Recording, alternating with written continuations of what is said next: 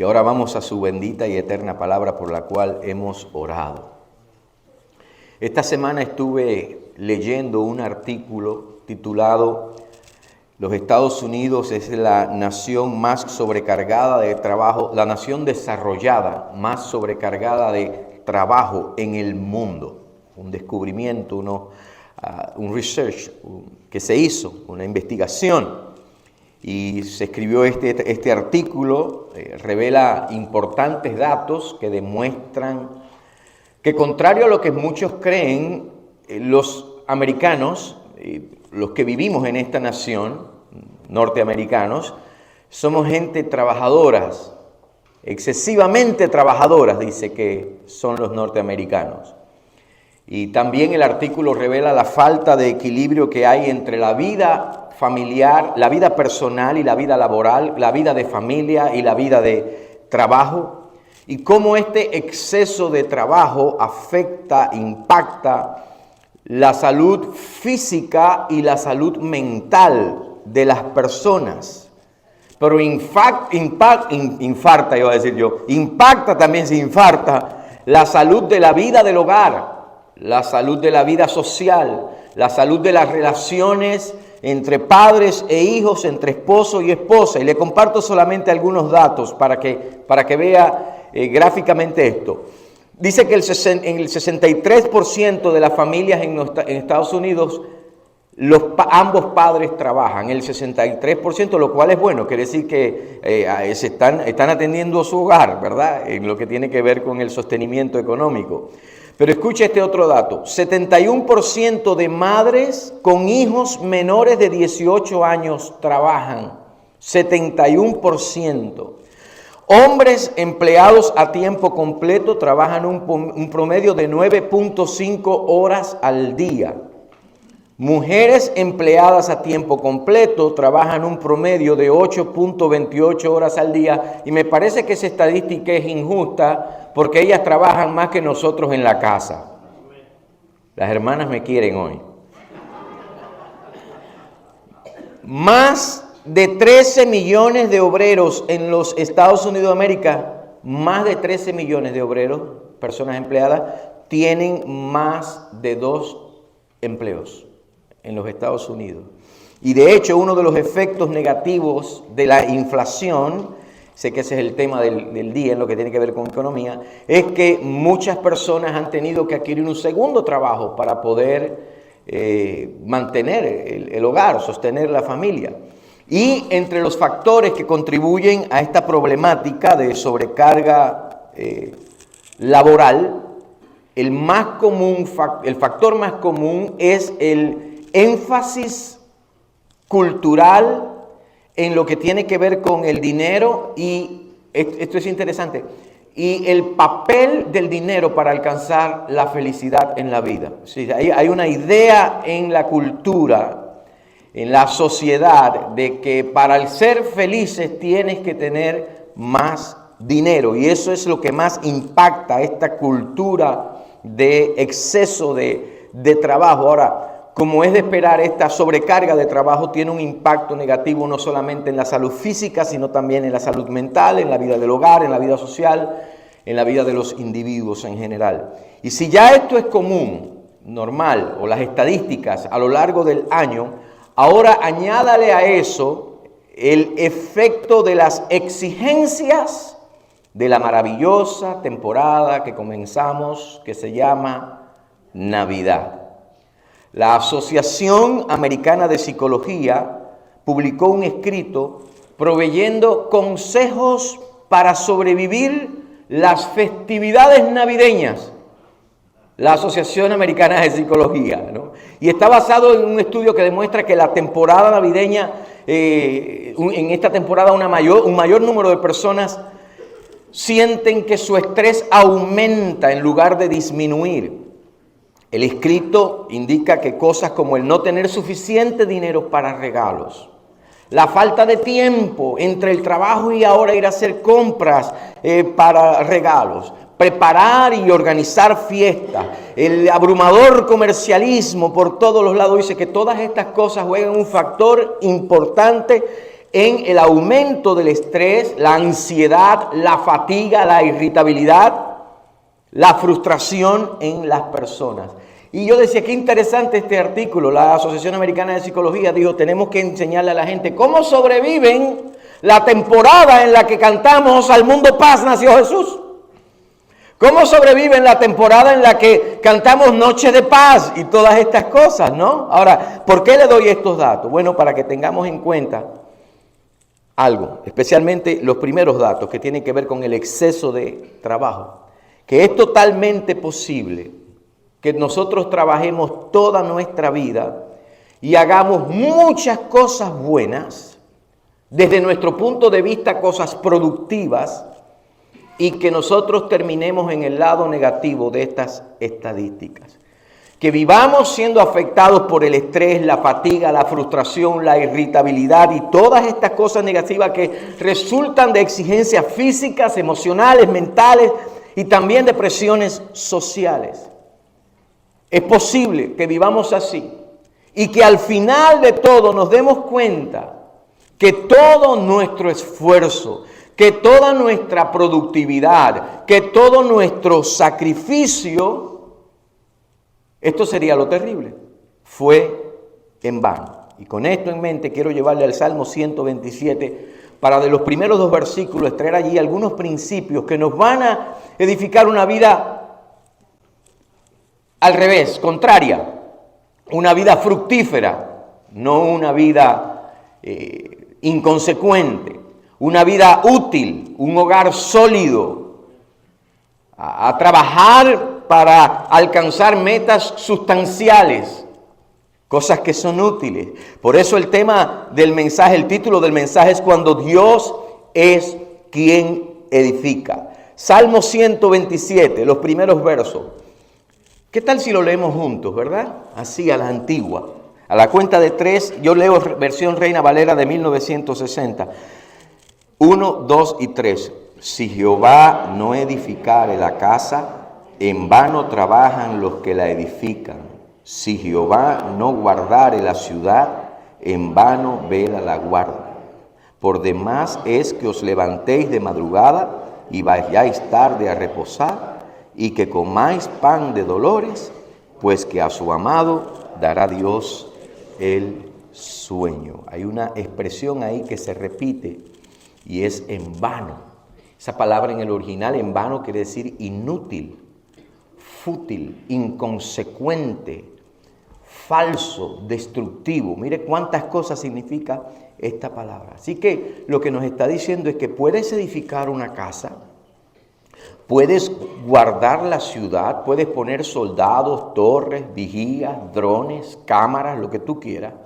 Puedes trabajar duro desde antes de que salga el sol hasta hora después que se oculte y aún así el resultado ser pan de dolores.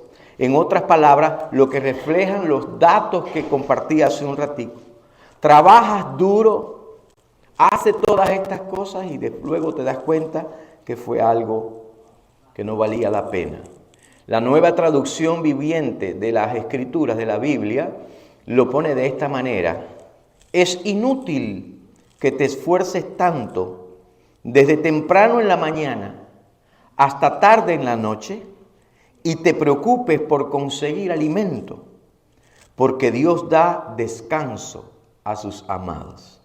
Inútil, fatigoso, estresante, inconsecuente, fútil. No creo que exista, que haya una persona aquí esta mañana que dijo, aunque está lloviendo y aunque no me siento muy bien y aunque hace frío, me voy a ir porque la meta de mi vida, voy a ir a la iglesia, voy a escuchar la palabra de Dios porque la meta de mi vida es que yo quiero trabajar y yo quiero producir y yo quiero guardar y yo quiero vigilar con el objetivo de que al final de mi vida todos digan, le fue inútil todo lo que hizo. No creo que haya una persona aquí que diga que quiere hacer todas estas cosas para lograr y producir y dejar un legado, un fruto inconsecuente. Y este salmo nos revela, entre otras cosas, 2 actitudes que tienen el potencial, y voy a quitar la palabra potencial, que nos van a conducir en esa dirección.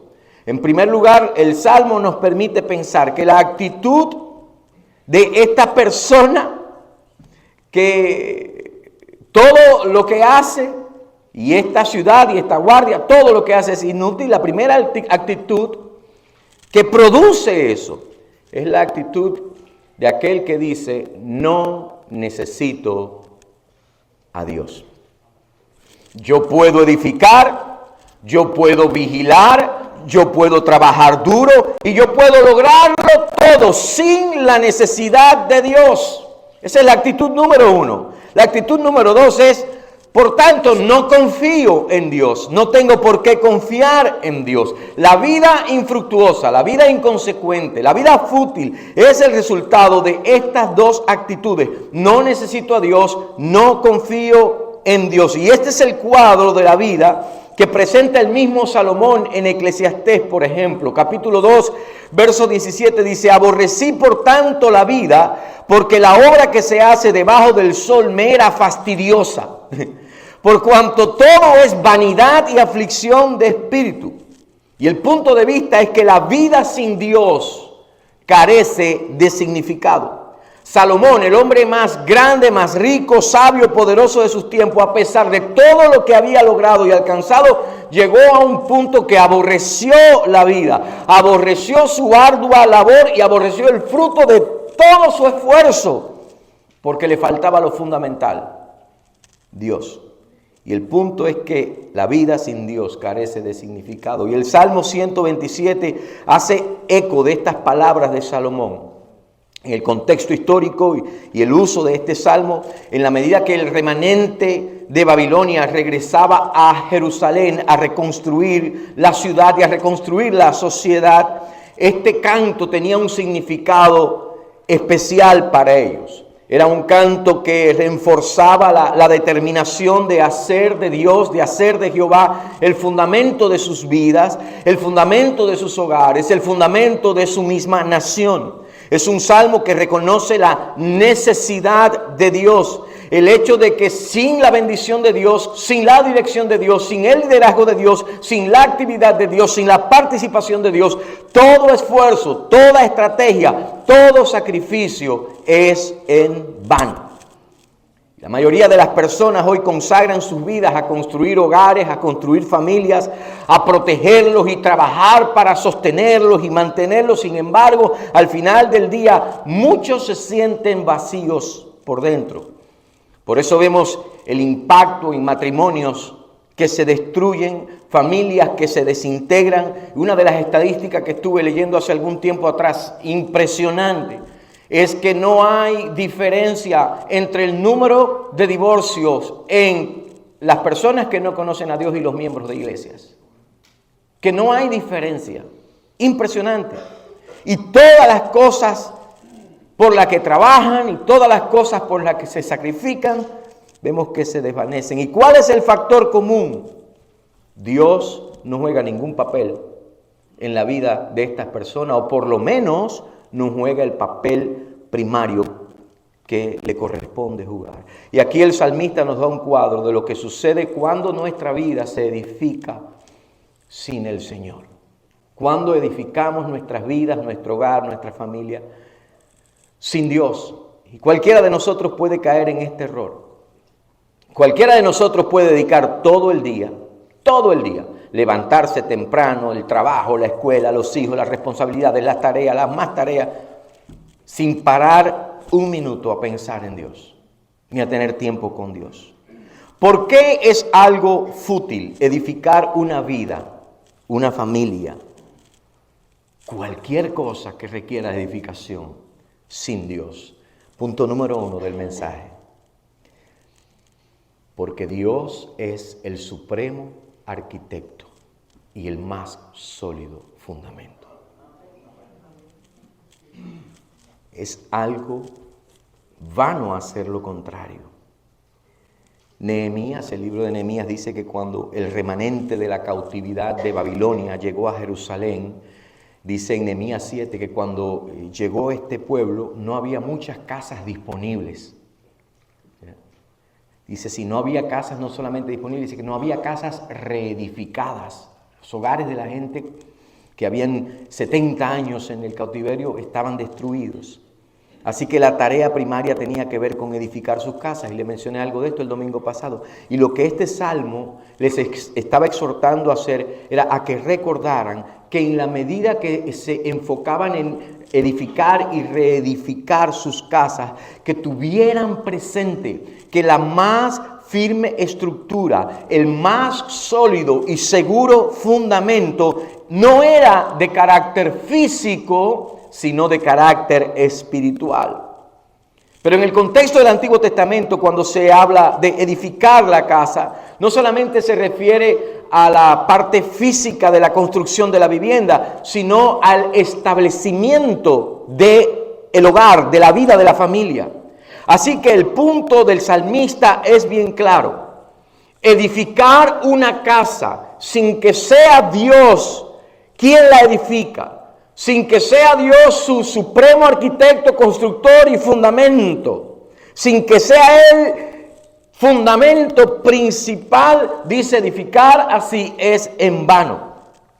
Puede que estructuralmente, puede que físicamente, puede que arquitectónicamente hayas contratado el más sabio ingeniero, tengas el más profundo fundamento, el más sólido fundamento, pero si le falta Dios en la parte espiritual, en la vida de la familia, toda esa estructura y toda esa solidez no es más que estructura y solidez física, porque le falta lo principal, le falta Dios. Solamente Dios provee un fundamento firme, solamente Dios. Ahora, en el contexto histórico de las palabras de este salmo, era algo crucial para el futuro de Israel.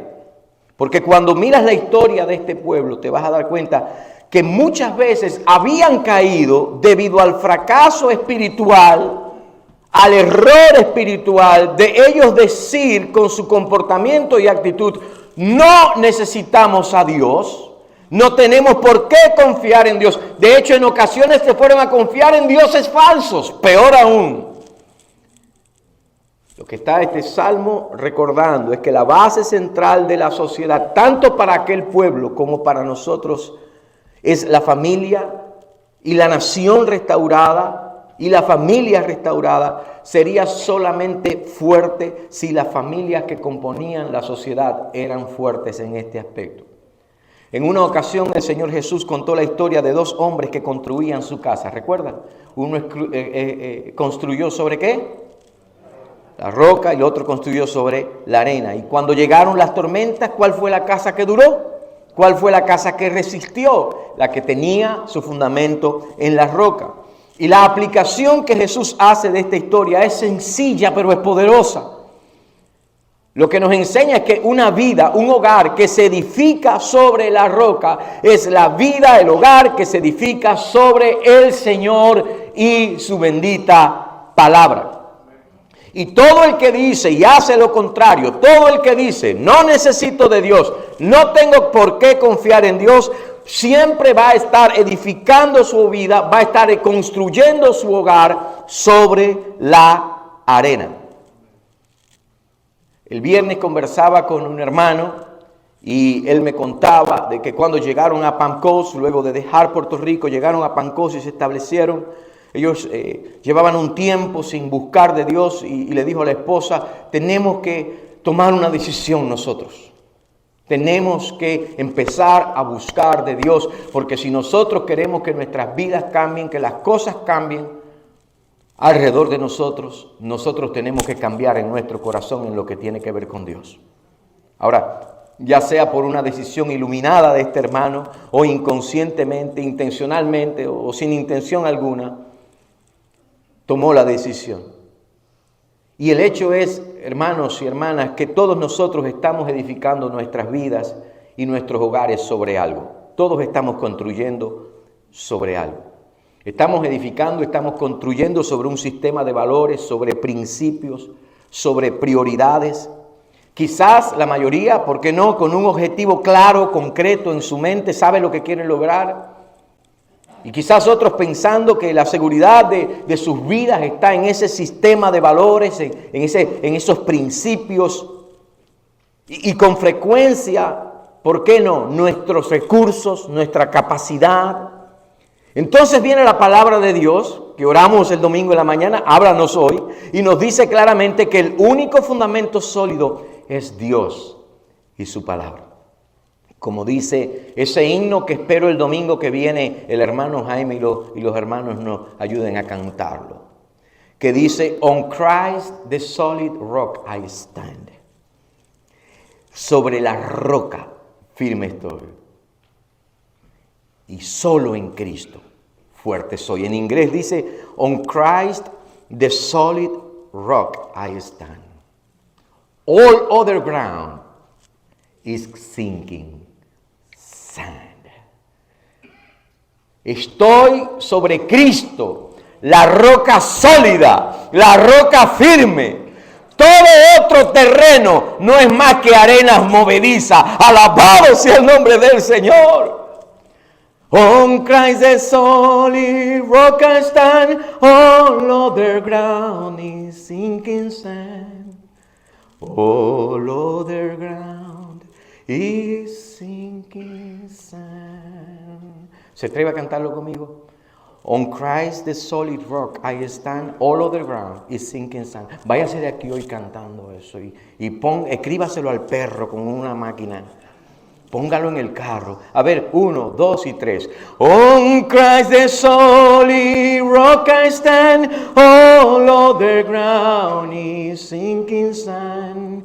All other ground is sinking sand. Suficiente para irnos esta mañana, pero quedan 2 puntos. La pregunta ¿es Dios el arquitecto y el fundamento, el constructor principal de tu vida y de tu hogar? ¿Qué fundamento estás poniendo? Porque necesitamos entender esto y responder a esto, porque una actitud contraria nos va a revelar que al final del día estábamos construyendo sobre sinking sand. Ahora es posible que alguien diga, yo no necesito la ayuda de Dios, no tengo que confiar en Dios, porque todo lo que tengo en la vida lo he conseguido sin su ayuda. Puede que alguien diga eso. He sido exitoso porque estudié y me quemé las pestañas. Soy exitoso en mi profesión porque me he sacrificado, he trabajado duro y no dudo que haya sido así. Has sacrificado y has trabajado duro, pero te pregunto, ¿quién te dio el aire que respiras? ¿Quién te dio la salud que tienes? ¿Quién te dio la habilidad necesaria para escalar profesionalmente? ¿Quién te dio la mente para estudiar y aprender? El éxito que has alcanzado, aunque no lo reconozcas, cuando sacas cuenta, es Dios quien lo ha hecho posible. Pero escucha, la advertencia es seria acá. Si Dios no es quien edifica, lo haces en vano. Todo lo que haces. En otras palabras, si no reconoces a Dios, si no reconocemos la necesidad de Dios, si no confiamos en Dios, todo es inútil, fútil, inconsecuente. Ahora, ¿sabe cuál es el problema más grande? Es posible que aquí entre nosotros no haya ni una persona que no crea en el Señor. Es posible. Es posible que la mayoría de nosotros, por no decir todos nosotros, seamos creyentes. Yo siempre he dicho que lo más triste no es un ateo que vive como un ateo. Lo más triste es un cristiano que vive como un ateo. Se levanta temprano, trabaja duro, de esos que no trabajan para vivir, sino que viven para trabajar. Y andan por la vida diariamente como si Dios no existiera. No pasan tiempo con Dios, no reconocen su necesidad de Dios. Diariamente. Muchos cristianos viven como si no necesitaran de Dios. De hecho, muchos viven como que Dios los necesita a ellos. No, Dios me escogió a mí, soy salvo, de verdad que Dios la inversión que hizo valió la pena. ¿No?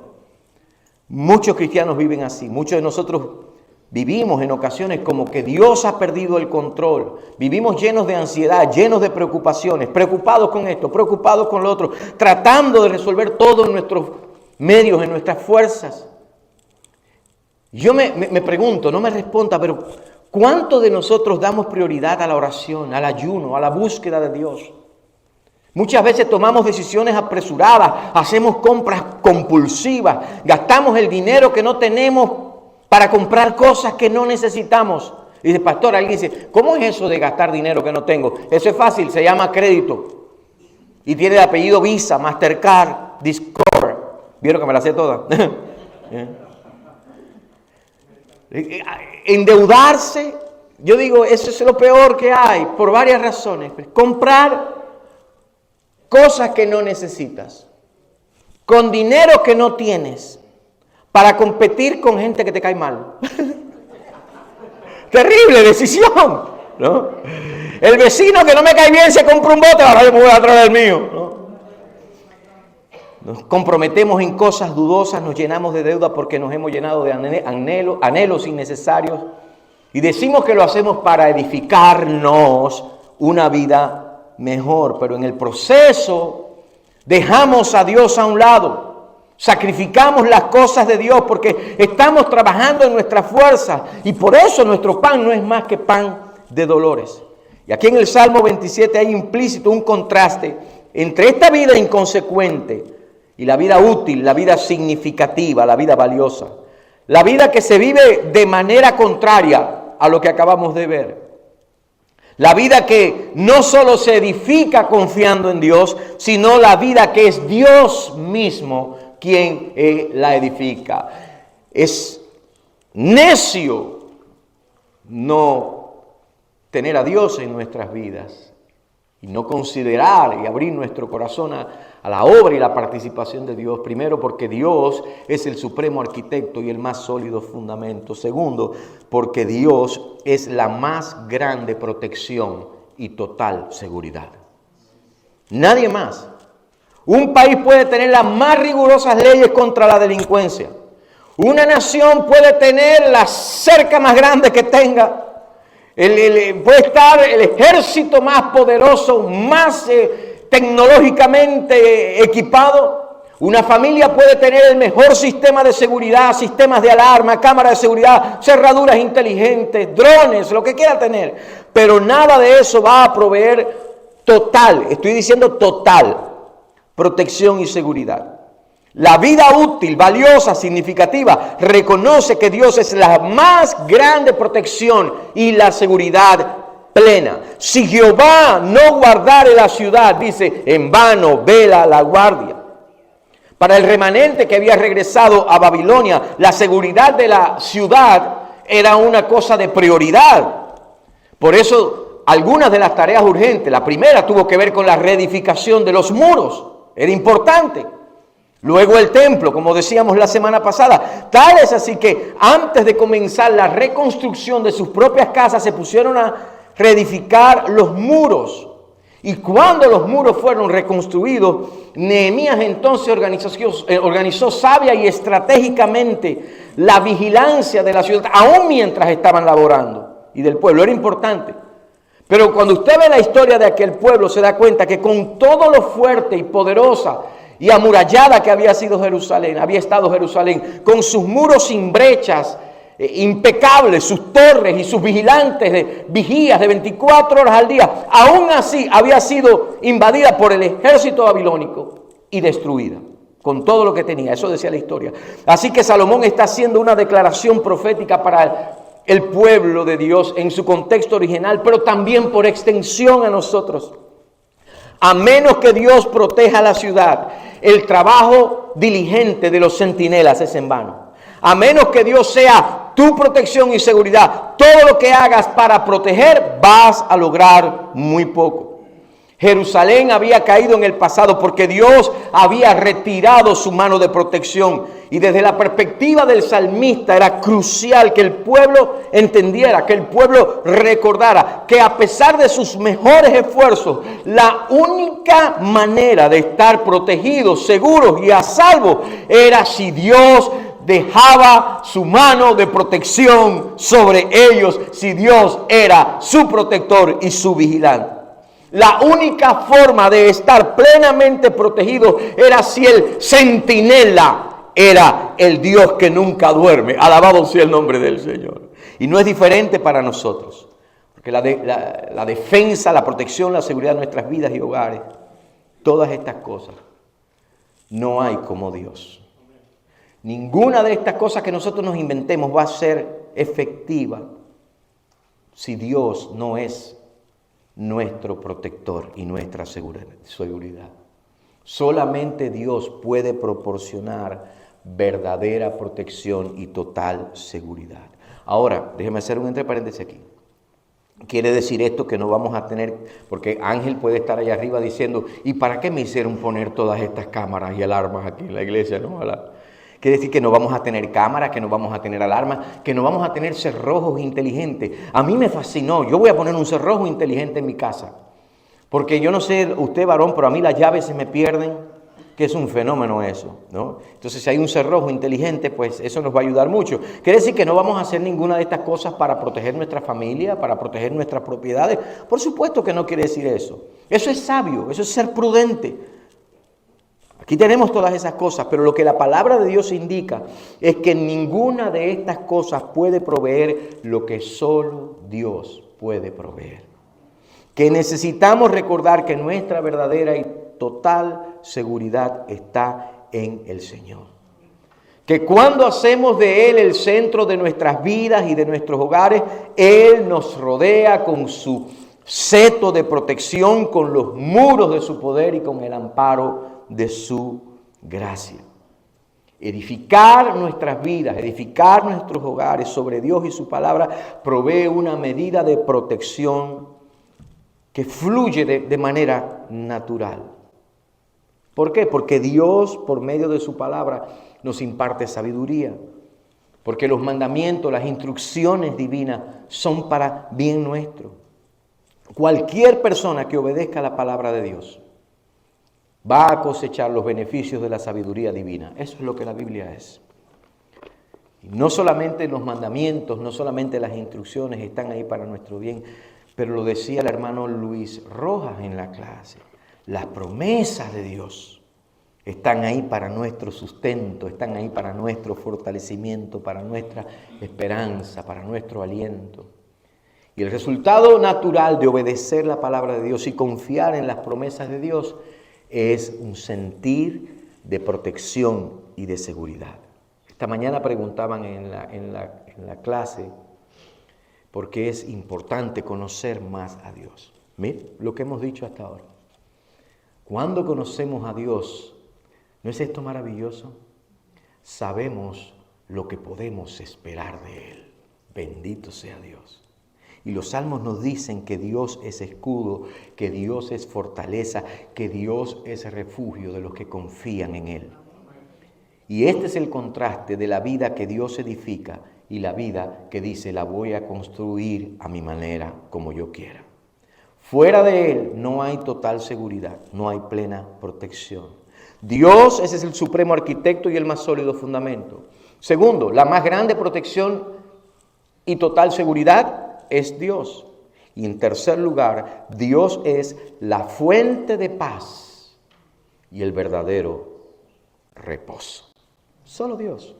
Cuando Nehemías llegó a Jerusalén se encontró con un pueblo entusiasmado, un pueblo dispuesto a trabajar. La reconstrucción de los muros de la ciudad se completaron en tiempo récord, 52 días, un testimonio tremendo de la entrega a la obra. La gente se levantaba temprano y se quedaban y se iban a descansar tarde ya en la noche para completar la obra, para mantener su familia.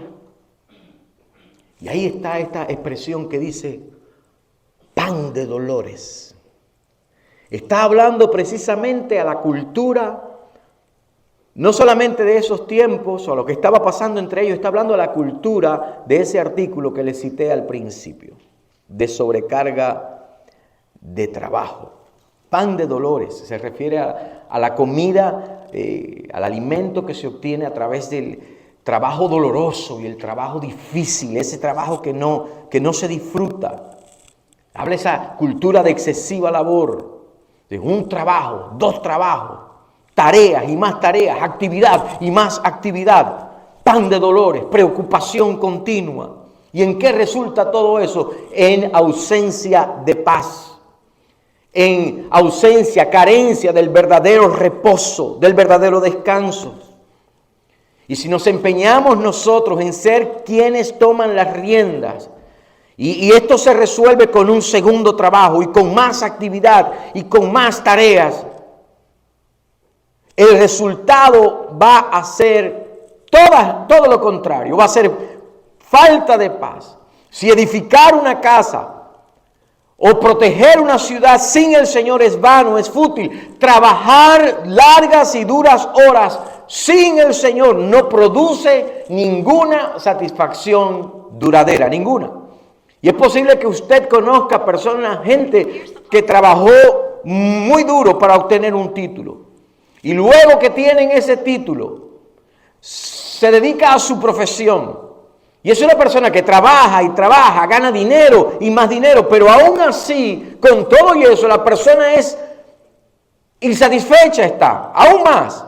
Nada de lo que ha logrado, es posible que conozcas a alguien así. Todo el esfuerzo le ha producido la satisfacción que pensaba que cuando tenga el título y tenga mi profesión y trabaje y trabaje y trabaje. Al contrario, hay gente que le he visto que están más amargadas después de eso. ¿Por qué? Porque han buscado su deleite y han buscado su satisfacción en todas estas cosas y no en el que da las cosas, en el dador de las bendiciones.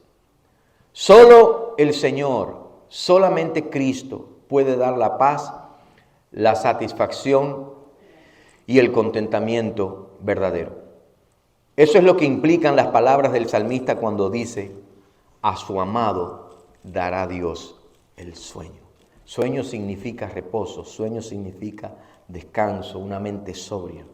Millones de personas se van a la cama de noche en la noche a pelear con la almohada. No pueden conciliar el sueño y cuando logran pegar los ojos suena el reloj que hay que irse ya para trabajar. Porque muchas personas buscan satisfacción y buscan gratificación en su trabajo. Para ellos la prioridad es eso. Otros trabajan muchas horas solo para tener más cosas, más prioridades, porque para ellos la satisfacción está en acumular más y tener más. Otros se esfuerzan en trabajar, en tener más horas, 2 o 3 empleos, para proveer un techo, proveer comida a su familia. Y por mucho que trabajan y trabajan, no rompen el círculo vicioso, no salen adelante. ¿Y cuál es el resultado a menudo? Odian el trabajo, desprecian lo que están haciendo, se amargan. Salen a trabajar con el mismo ánimo que va el niño, o muchos niños van de regreso a la escuela cuando se acaba el verano, ¿no? El trabajo es un castigo, no disfrutan lo que hacen y lo hacen porque no hay más remedio. Y el salmista está diciendo: cambien el enfoque, dense en cuenta de que necesitamos a Dios y que necesitamos confiar en Él. Porque la verdadera satisfacción y plenitud solamente puede encontrarse en el Señor. No hay esfuerzo ni labor que pueda llenar el vacío de las almas. Es Dios quien da propósito, es Dios quien da significado a nuestras vidas, incluso a lo que hacemos, a nuestro trabajo. Por eso Colosenses 3:23 nos aconseja: y todo lo que hagáis, hacedlo de corazón como para el Señor y no para los hombres. Piensa en esto esta mañana. ¿Estás frustrado en lo que haces? ¿Odias lo que haces? ¿Desprecias hoy lo que un día recibiste como bendición? Pregúntate no solo por qué lo haces, pregúntate cuál es el objetivo. De hecho, pregúntate más, pregúntate para quién lo haces. Yo he conocido mucha gente que trabaja duro, y aún así lo disfruta. Ángel Ruiz es uno de esos hombres. Siéntese un ratito con Ángel y pregúntele: Ángel, ¿a qué te dedicas? Piense, esté preparado para una buena conversación. Porque Ángel le va a hablar con lujos de detalles, le va a mostrar fotos, videos, anécdotas. Es operador de equipos pesados y él habla de esas maquinarias con la pasión de un niño hablando de los Transformers, ¿no? Porque parecen Transformers. Pero me he dado cuenta de algo en las conversaciones contigo, Ángel. Tú no solamente me cuentas de las máquinas, de la maquinaria, tú me hablas de la gente con la que tú trabajas, de las luchas de la gente, de los comportamientos, de las necesidades de la gente y cómo tú has visto ese lugar como tu campo misionero. Y eso marca la diferencia porque sabes que estás ahí estratégicamente plantado. ¿Cómo sé que Dios es el centro de mi vida laboral? Pregúntate si tú estás considerando tu trabajo como un campo misionero donde Dios intencionalmente te ha puesto. Y cuando descubras eso, entonces vas a encontrar un significado más profundo y duradero en lo que haces. Te vas a levantar con ganas cuando suene el reloj. Me voy al trabajo, porque sabes que vas a tu labor misionera. Pero concluyo con esto. Mientras estudiaba y comparaba este salmo en diferentes traducciones de la Biblia, me picó la curiosidad porque estuve hablando de versiones de la Biblia con el pastor Raúl esta semana y me picó la curiosidad, Raúl, y dije, voy a comparar este salmo en particular con otras traducciones, con otras versiones de la Biblia. Y la Biblia de las Américas da un toque interesante, pues que a su amado dará Dios el sueño. La Biblia de las Américas dice, mire esto, después vi que hay otras versiones, incluso en inglés también, que lo dicen de esta manera, dice, pues él da a su amado aún mientras él duerme. No solamente a su amado dará Dios el sueño, comúnmente, generalmente, Reina Valera 1960, esta versión dice, pues él da a su amado. Quiere decir, mientras él está durmiendo, confiado, reposado en el Señor, Dios se encarga de la provisión de aquel que él ama. Aleluya, bendito sea Dios. Esto implica algo poderoso. Cuando Dios es el que edifica, cuando Dios es el que guarda la ciudad, cuando Dios es el que vigila, cuando Dios es el que trabaja, Él no solamente te va a dar descanso y reposo, sino que aún mientras la persona que confía en Dios reposa, Dios está obrando, Dios está bendiciendo, Dios está prosperando, Dios está haciendo que todas las cosas obren para bien de su amado. Alabado sea el Señor y de los que le aman. Todo porque la persona ha decidido poner su confianza en Dios y permitir que sea Dios quien edifique, que sea Dios quien guarda y que sea Dios el objetivo principal de sus labores diarias. Todo, simplemente por eso. ¿Por qué puedo entonces comer? En Cuba había un dulce, un pan, que se llamaba pan de gloria. No sé cuántos conocen el pan de gloria. ¿Te acuerdas del pan de gloria? El pan de gloria. Gloria no era la del bakery. No, el pan se llamaba de gloria, como de gloria. Porque los cubanos somos así exagerados, ¿no? Para nosotros, si tú no has comido el pan de Cuba, tú no has comido pan de gloria. Tú has comido de cualquier cosa, es vano. Pan de gloria. Un pan riquísimo, con azúcar por arriba, ¿no? Tremendo. ¿Por qué puedo comer pan de gloria y no pan de dolores? ¿Por qué puedo comer pan de deleite y de placer y no de dolores?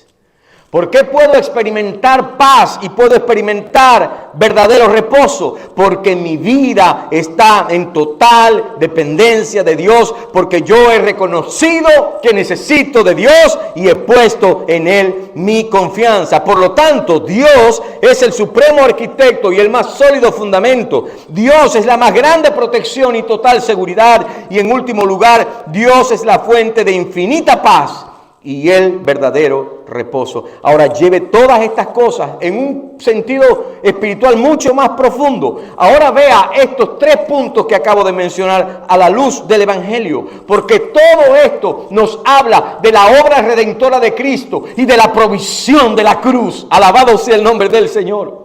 No podemos experimentar la vida que Dios edifica, construye y sólidamente establece. No podemos experimentar la más grande protección y total seguridad. No podemos experimentar el verdadero reposo y la paz infinita que solo podrán los amados de Dios comprender, a menos que entendamos y respondamos positivamente al hecho de que la plenitud eterna solamente puede llegar cuando confiamos en el Señor, le entregamos a Él nuestras vidas y vivimos para su servicio, con la meta y con el deseo de que todo sea para la honra y gloria de su bendito nombre. ¡Aleluya! El Evangelio nos enseña que la paz plena en nuestras vidas es el resultado de nuestra paz con Dios. Y que la paz de Dios se alcanza en el momento en que tú y yo, arrepentidos de nuestros pecados, entregamos a Dios nuestras vidas y nos sometemos a su señorío. Bendito sea el nombre del Señor.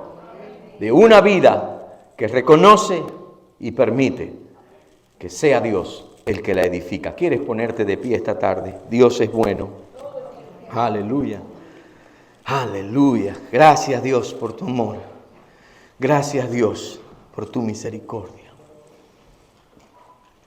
Aleluya. La verdadera paz viene a nuestras vidas en el momento en que dejamos de vivir una vida independiente de Dios para vivir una vida de total dependencia en Él.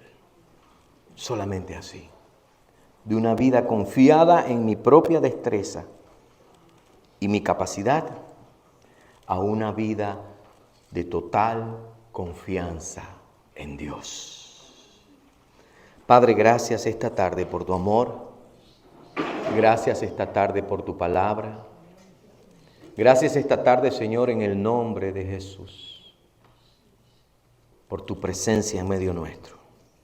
Gracias porque nos has hablado y, Señor, perdónanos por las veces en que nos empeñamos en ser nosotros los arquitectos y los constructores. Perdónanos, Señor, cuando nosotros nos empeñamos en ser los vigilantes y la guardia de protección.